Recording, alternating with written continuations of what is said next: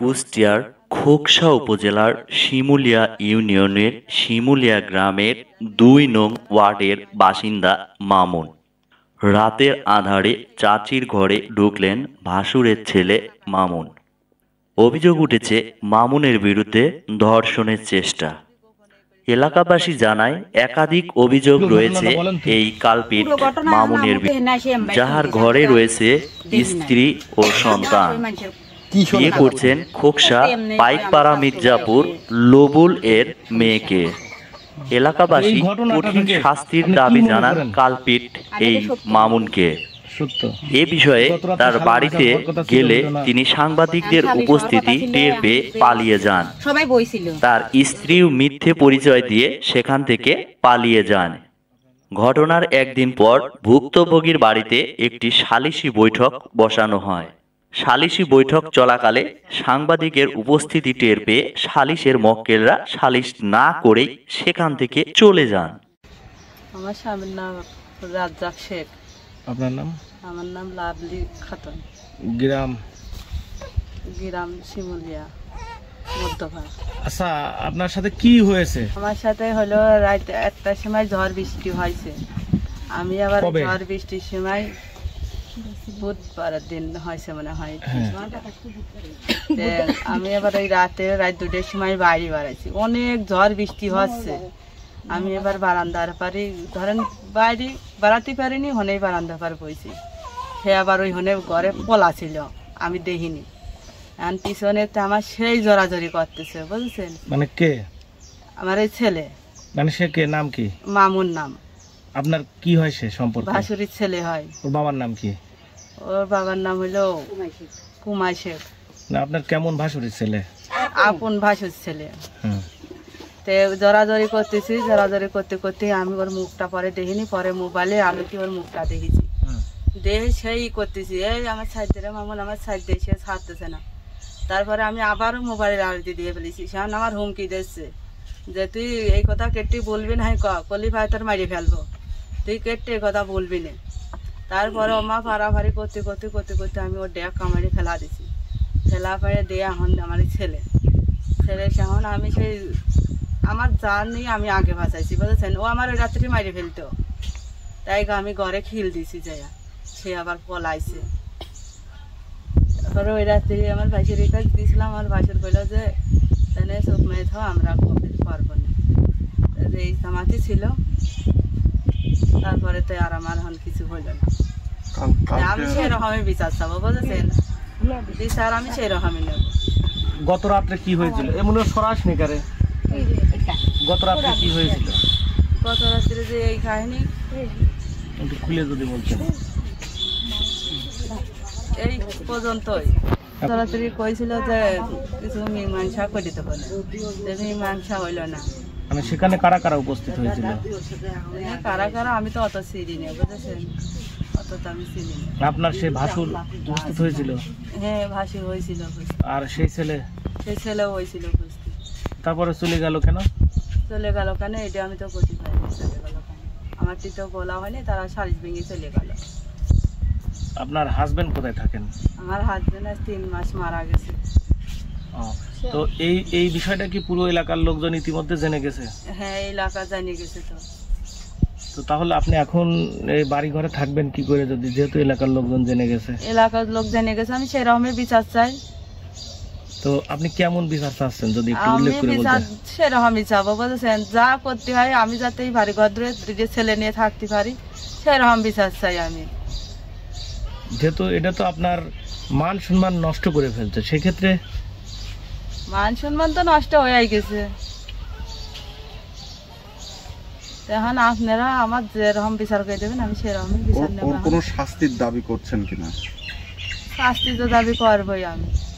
আমার ইজ্জত নিয়ে খেলা, শাস্তি দাবি। তার মান সম্মান এমনও গেছে অমনও গেছে।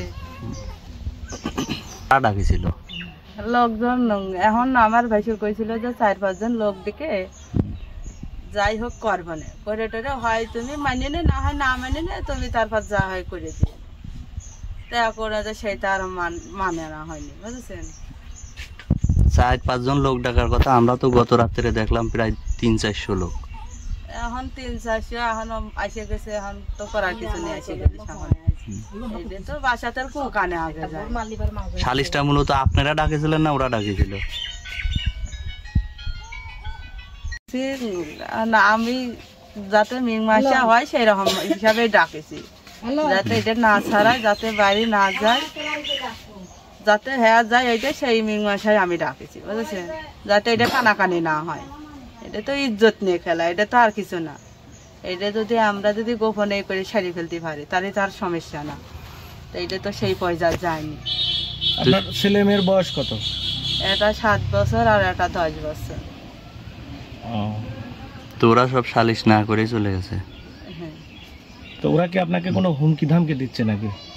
হুমকি ধামকি মানে সেই আমার এই যাও, আমার যার পেটের বউ, সেই বহাবাজি করতেছে, সেই আমার সাথে সেই লাগাইছে, বুঝেছেন? মানে আমার এখানে টিকাই হন কষ্ট, তাহলে আমি বিচার সেই রকমই নেব। ওই ছেলের নাম কি বললেন? মামুন। আর ওর বাবার নাম? ওর বাবার নাম হলো কুমাই। কুমাই। আপনি সেই ভাসুরের নাম কি? কুমাই। কুমাই। আচ্ছা আচ্ছা, এই বিষয়টা কি থানা পুলিশ জানে নাকি? থানা পুলিশ জানে না হলো। পুরো ঘটনাটা বলেন তো। পুরো ঘটনা এখন আমি তো এনে আসে এমবাই শুনতেছি, আমি তো আর দেখি নাই। আমি আসে ওই মানুষের কি শুনেছেন আপনি? এতে এমনি যে আমার স্বাস্থ্য ভাই এসে এই সমস্যা করছে। আচ্ছা, এই ঘটনাটাকে আপনি কি মনে করেন? আমি এটা সত্য মনে করি। সত্য? তো গত রাত্রে সালিশ বিচার হওয়ার কথা ছিল, হইল না? এখন সালিশ হওয়ার কথা ছিল, এখন যে সবাই বইছিল, আপনারা আইছিলেন না, এর লেগে তারা উঠে চলে গেল, বলে এরা আইছে আমরা সালিশ করবো না। এরা কারা? তো আপনারা আইছিলেন না রাত্রে? সেটা উল্লেখ করেন যে কারা এসেছিল। আমি কি চিনি? আমি সাংবাদিক বললেই হবে নি। হ্যাঁ, আপনি বলেন এখানে এসে কি সাংবাদিক কোনো হস্তক্ষেপ করেছিল কিনা সালিশের মধ্যে? তাহলে সালিশটা তারা কেন চলে গেল, যেহেতু সাংবাদিক কোনো হস্তক্ষেপ করে নাই? জি, মানে তাদের সামনে সালিশ করবি না, মানে গোপনে কি ভয়ভীতি দেখায় সালিশটা শেষ করতে চেয়েছিল?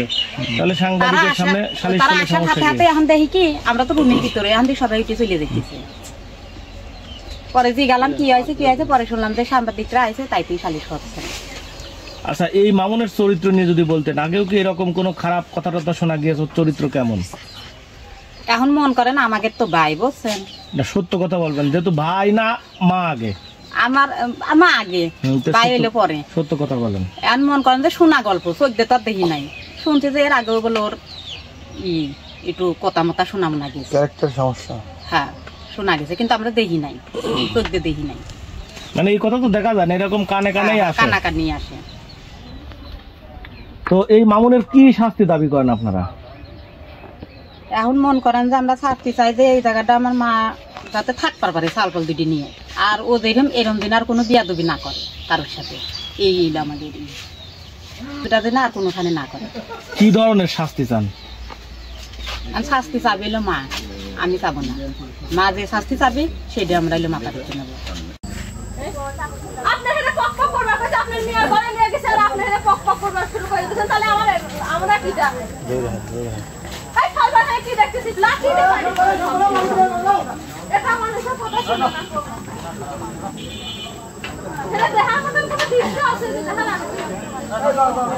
সাংবাদিক আছে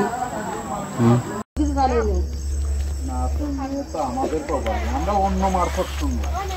আচ্ছা ভাই, আপনাকে ছেলে মানুষটা নিয়ে মানুষ খবর দিচ্ছে, ছেলে মানুষটাই খবর দিচ্ছে আপনার খবরটা দিচ্ছে। তার নাম্বারটা আপনার কাছে আছে?